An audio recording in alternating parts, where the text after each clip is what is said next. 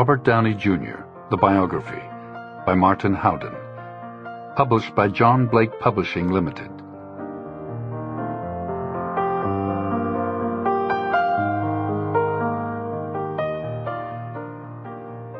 Chapter 1. Childhood. I feel like I'm still looking for a home in some way. Robert Downey, Jr. The cherubic 5-year-old, with his mop of hair, impish grin, and big saucer eyes, fidgeted nervously on camera, surrounded by larger-than-life adults, all waiting for him to deliver his line. He would just do his best to remember what his dad had whispered in his ear minutes earlier. The father in question was the director, and in Hollywood nothing gets you screen time faster than a parent behind the camera. Suddenly his dad shouted, "Action!" and all the focus was on the child. With a shy but mischievous glint in his eye, Robert John Downey, Jr. uttered his first line on screen. "Have you got any hair on your balls?" As Robert explained later, my first acting job was in one of my father's films called Pound. I played a dog. I was 5. It was so strange. All the different people were playing different dogs. So the bald guy was a Mexican hairless, and the guy with the silk robe on was a boxer. I played a puppy. Back then it didn't seem that strange to me. It was just what Daddy did. Mommy was an actress, and so I went in there and I was just excited about it. I thought it was great. While he would go on to be acclaimed as one of the greatest actors of his generation, he hadn't been cast for his acting ability. It was more a combination of his dad not having to pay for a babysitter and a lack of headache from other parents reprimanding him for getting their child to say such dialogue. Downey Sr. had no such problems in letting his son off the leash, so to speak. Even at such a young age, Robert Downey, Jr. believed he was working an angle to get in front of the camera. He was a natural. His easygoing acting style is no act.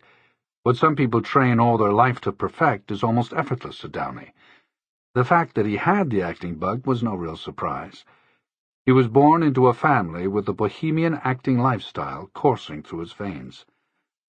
Downey was born in 1965 in New York to Downey Sr. and Elsie Ford, arriving 2 years after his older sister, Allison. Downey Sr. would later advise others, "Look, whatever you do, don't name your kid after yourself. He might turn out to be more well-known than you, and it'll be very traumatizing." We still hadn't thought up a name in the cab on the way to the hospital. It was just laziness combined with male ego. Underground cinema dominated Downey's childhood. Toys scattered in the living room would mingle with screening dailies on a sheet on the floor. Instead of sitting around watching TV together as a family, they would watch his father's films being put together, gathering around to see what he had shot that day. It was a bohemian lifestyle at home. A crazy, unfiltered life that created 1,000 tears of laughter dinner party anecdotes, amid a financial environment that lurched from having no money to having lots. It was either toys from F.A.O. Schwartz or, "You guys mind mayonnaise sandwiches again?" remembered Robert. My father always said that money isn't important. It was definitely feast or famine, that's for sure. One thing I've learned, when there's money, you really make up for times when there isn't. Other early childhood memories include his dad attempting to read the mind of their Yorkshire Terrier, Sturgis, and mixing his drinks with an upside-down hammer. Robert remembers his mother coming to pick him up at school wearing a quilted cape, and the time he struggled against the pull of the sea while holding on to his dad's feet in the water, with Downey Sr. blissfully unaware of his son's plight. He was 6'3", and I was probably 3.5 or 4. It seemed to me that he wasn't even aware that every time the waves came in and went out, he was saving my life, and all I had to do was hold on hard enough, just hard enough, to have the pull of the wave dissipate. Robert also remembers being on his dad's shoulders as he walked through Greenwich Village, and an early Christmas memory of his dad in a Superman shirt surrounded by presents. They would only tell him that they were from Santa. I had to figure this out, he remembered.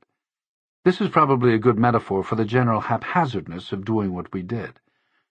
My father once ordered gravel to widen our driveway, but the guys in the truck brought the wrong size, rocks bigger than your fist. And Dad didn't care. He was like, "Oh, just put 'em down." So driving up the driveway, you'd risk piercing the gas tank. I think... Sample complete. Ready to continue?